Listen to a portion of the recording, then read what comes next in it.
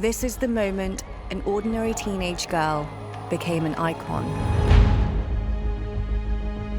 Her name is Nika Shakarami. She's burning the hijab as part of the Women Life Freedom movement that swept Iran in 2022. It was one of the last things she'd ever do. 9 days later, her mother found her dead.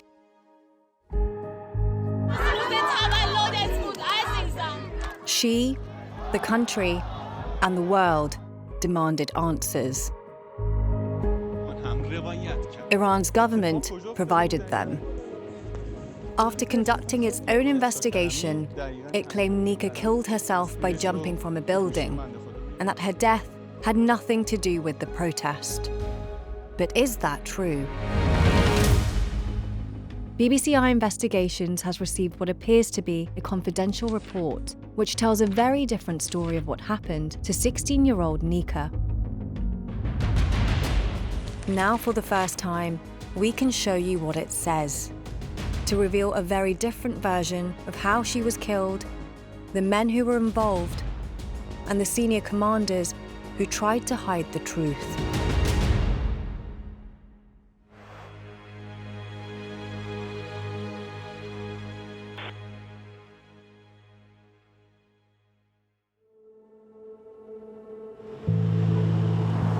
Iran. Following decades of suppression, fury against its supreme leader, Ayatollah Khamenei, is intensifying. Many who speak out are threatened, imprisoned, or even executed.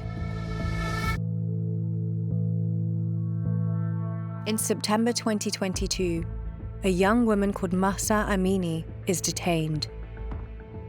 After failing to fully cover her hair in public, an act of defiance in the eyes of the regime, she's arrested, beaten, and dies in custody.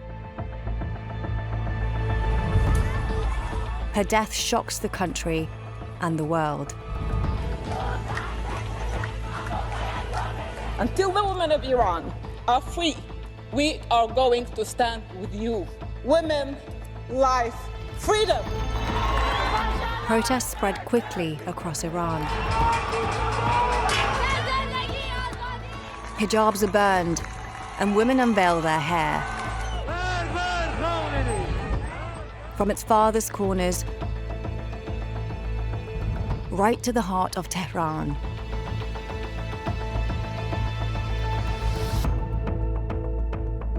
Ghazal was at the protests. For me, what was beautiful was that this time, everyone was involved. Women, men, young people from different types of mindsets, different type of families. It was not just about the scarf and the hijab. It was more than that. It's about everywhere, everyone who's seeking freedom. 20th September, 4 days after Mahsa Amini's death, demonstrators are in Laleh Park.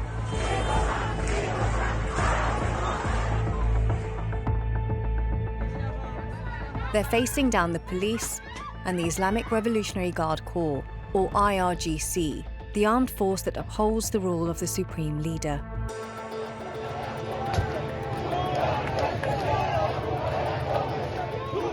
A young woman steps up among them.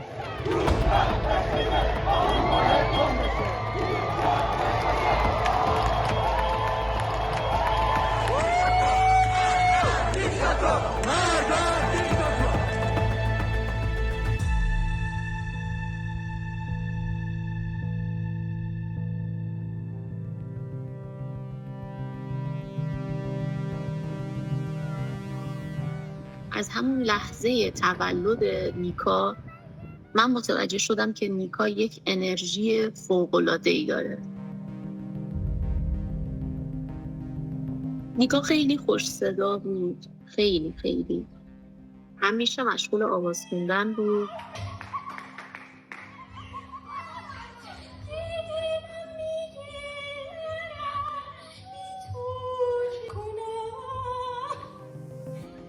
نیکا شاید 1 سال قبل از جنبش مهسا راجع به این حکومت و این ظلمی که داره به ما میشه و این بی‌عدالتی ها خیلی فکر میکرد به این جریانات.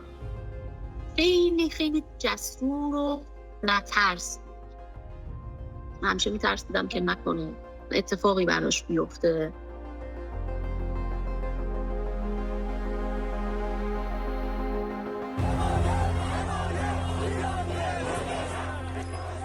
Her mother is right to be afraid. Nika doesn't know it yet, but she's being hunted.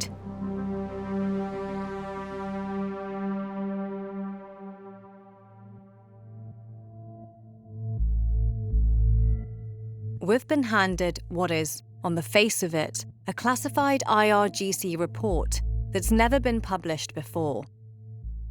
Those who supplied it to us are risking their lives, so we've reproduced it for their protection. It's 6 pages of a much larger case file of investigations into protesters during 2022. These pages summarise a 5-hour classified hearing on Nika's case. It's marked highly confidential and states it's based on extensive talks with IRGC commanders and interviews with their teams that policed the protest. With many fake Iranian documents in circulation, it's extremely difficult to authenticate leaks. We've spent months cross-checking it with multiple sources. We can't confirm every detail, but overall, it checks out. This is what it says. It begins by stating several IRGC teams are undercover at the protest. One of these teams is Team 12, and one of its members, Behrouz Sadeghi, has infiltrated the crowd, with Nika in his sights. The team leader is stationed in an unmarked vehicle nearby, waiting for Behrouz's call. At 7:30 p.m, Behrouz calls his team to arrest her. But she slips away. As darkness falls, the violence intensifies. People are injured and arrests made. Nika's on the run, trying to reach her friends. She's next spotted almost an hour later, evading her hunters.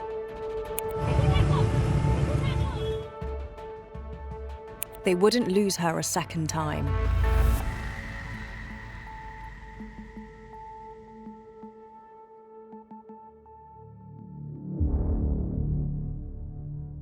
Now they have her. It's important to understand where everyone is in Team 12's vehicle. It's an unmarked freezer truck. The report says the unit's leader, Morteza Jalil, sits up front next to the driver. Behrouz and the team's other 2 members, Arash Kalhor and Sadegh Monjazi, have Nika's hands tied up in the rear compartment. Morteza calls his HQ, IRGC Tactical Camp 114, seeking orders on where to take her. He's told to drop her at a nearby base. But when they arrive, the base commander has a problem. He has so many detainees, his guards are overwhelmed.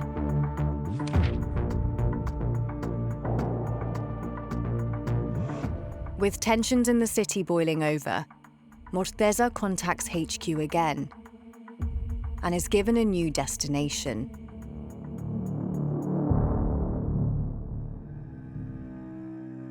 En route, he hears crashing in the back of the truck.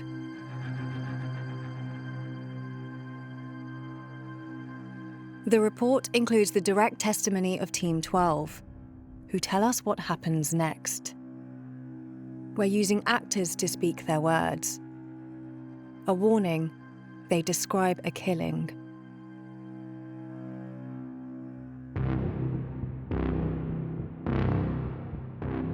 It was completely dark. We could only see each other with the light of our phones. Arash gagged her mouth with his socks, but she started struggling.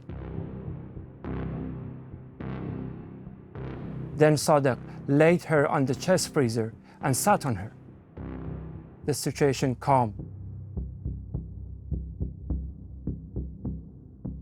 I don't know what's happened, but after a few minutes, she started swearing. I couldn't see anything. I could only hear fighting and bashing. When she started swearing and struggling again, I turned on my phone light and saw Sadek was sitting on her with his hands in her pants.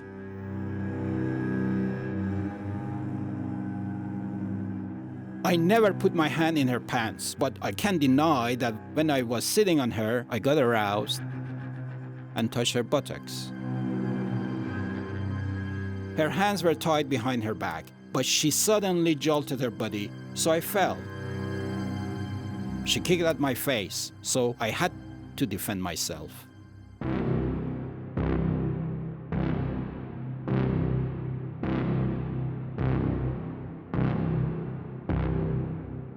I could hear the sound of the baton hitting her and the freezer. I started to kick and punch, but really didn't know if I was hitting our guys or her.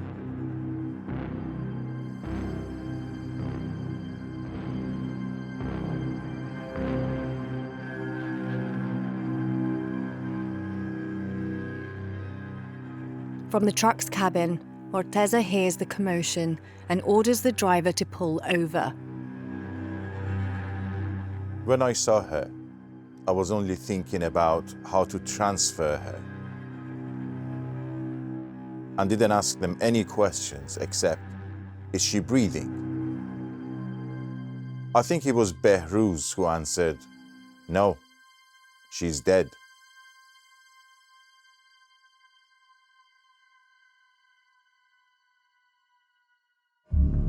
Now what? With the killing on his hands, Morteza calls Tactical Camp 114 for a third time. This time, he speaks to a more senior officer, codenamed Naeem 16, the only officer this report doesn't identify by name.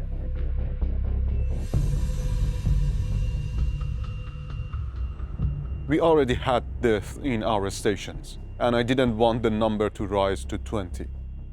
Bringing her to the camp wouldn't solve any problems. I just asked, are you sure she's dead? Morteza Jalil confirmed she was. So in my opinion, the best thing to do was dump her on the street.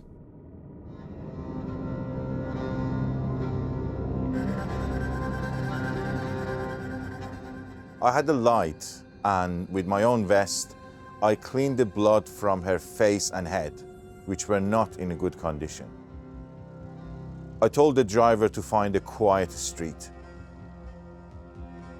Around Taimuri, under the Yadegar Imam Highway, we dumped the body.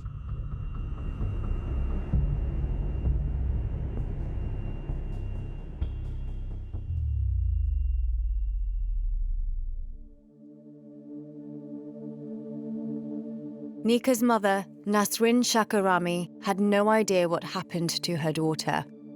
All she knew is that Nika hadn't come home. صبح اون روز ما مراجعه کردیم به خب فکر کردیم که نیکا رو گرفتن مامورا به حالا ارگان‌های مختلف زندان‌ها و اداره آگاهی و جاهای مختلف هر جایی رو که فکرشو می‌کردیم رفتیم تا 9 روز هیچ خبری از نیکا نبود.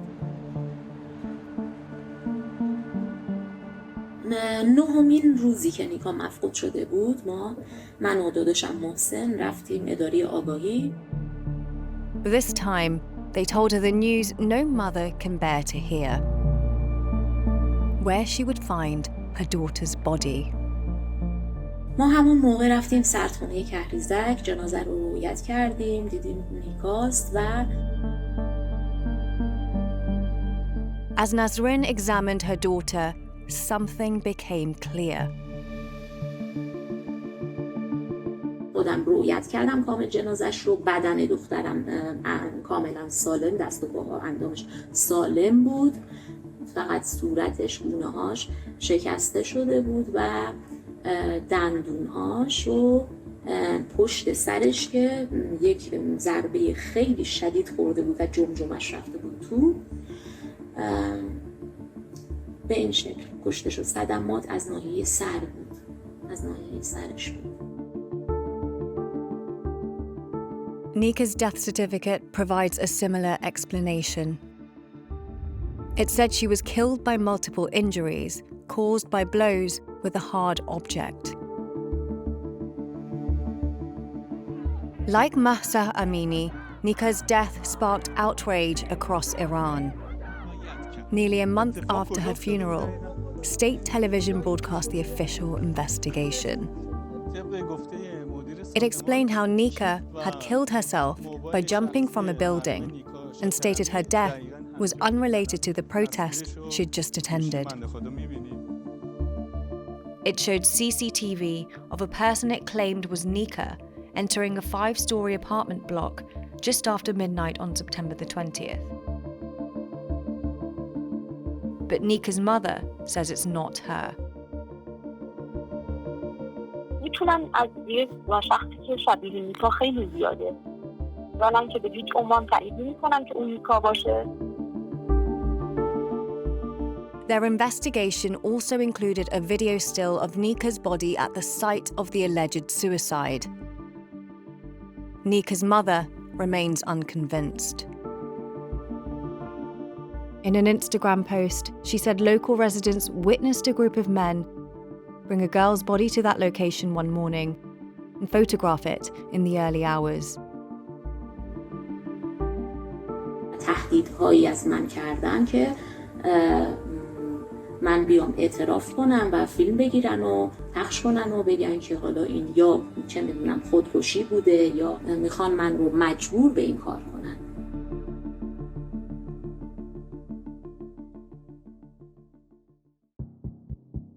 Now we've heard the story this report tells, there's another question to answer. How much can we trust it? We've shown it to a handful of experts who all say it looks genuine. But one notices a few potential inconsistencies which we need to acknowledge. For one, the job title of a senior police officer is out of date. Second, the Naja police force quoted was known as Faraja at the time. Because of these inconsistencies, we need to go further. We asked a former Iranian intelligence officer who's seen hundreds of documents like this to check it. He asks us to hide his identity. He has no idea who gave it to us, and after seeing it, he agreed to test the report's ID number with his own sources, who have also had to hide.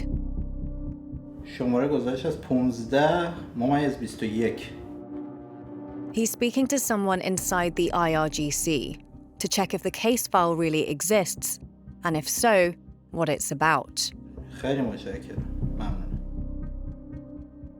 البته این گزارش یک خلاصه کوچولو از اون گزارش 322 صفحه‌ای هست.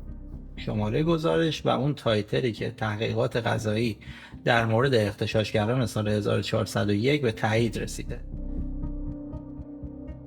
اون شخصی که اون طرف تلفن هست موظف درستش رو بگه، به خاطری که نمیدونه چه شخصی تلفن بهش کرده، اون کد رو میشناسه. After reading the report, he wants to find out who the unnamed officer, Naeem 16, is. So he makes another call. He doesn't let us record this one. برای این کار من تماس گرفتم با یک کسی در سیستم نظامی ایران که بتونه برای ما تایید بکنه که این کد نعیم 16 که کد 20 بوده آیا وجود خارجی داره یا نه. نعیم 16 هست سرباز محمد زمانی که الان در تهران داره کار میکنه. The document lists the attendees at the hearing. We look at it again.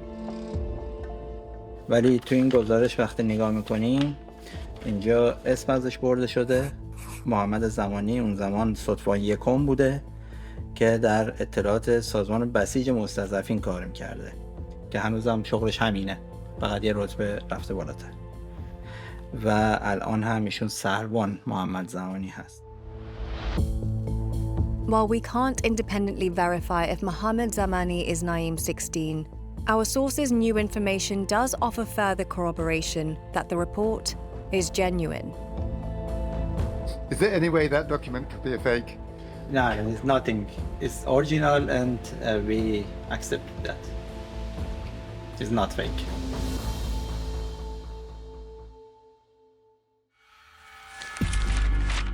If the confidential report is genuine, we now understand how Nika was killed and who did it. So what happened to them? The document provides some answers. As we know, attendance at the classified hearing was recorded. All of Team 12 were there, and to the right of their names, the group they belong to. Hezbollah. Hezbollah refers to the Iranian group that shares the same name as the Lebanese political organization. Hezbollah is a paramilitary group whose members are used in IRGC operations to uphold the rule of Ayatollah Khamenei, and as such are under his protection. This may go some way to explain the hearing's verdict. It concluded that sexual assault caused the fight in the rear compartment, and that strikes from Team 12 caused the death of Nika Shakarami. But as members of Hezbollah, outside the jurisdiction of the IRGC, they were not punished. But what about the men who tried to cover it up?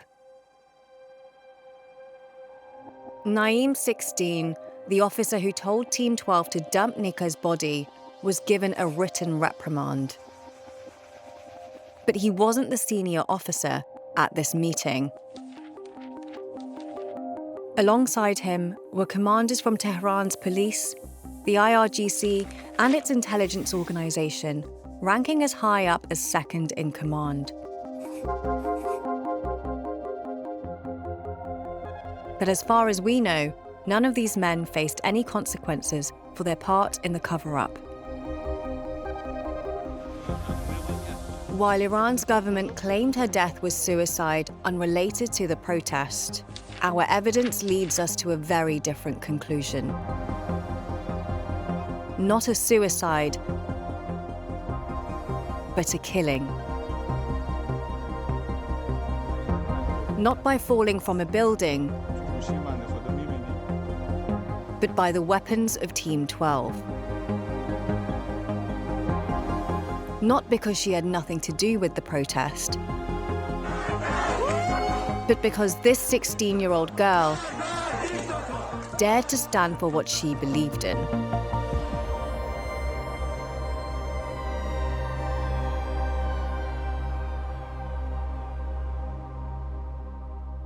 We put these allegations to the IRGC and the government of Iran. They did not respond.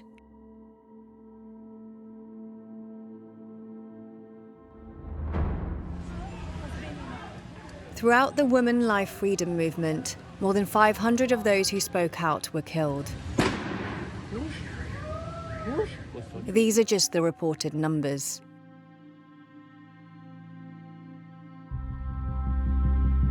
خب از یه طرف خب من مادرم و بی نهایت نیکا رو دوست داشتم و که مثلا ما کشتیم یا اینکه بخوام قاتل رو معرفی کنن، نمیدونم از روی یه ساختمونی افتاده و همچین چیز رو من قبول نمی کنم. خود جمهوری اسلامی بوده، سپاه بوده که نیکا رو کشته. While we can never be certain the report is genuine, after months of investigation, the evidence we've found indicates this document does record Nika's last moments. Now she joins the likes of Mahsa Amini and the countless other young women who've been killed for speaking out.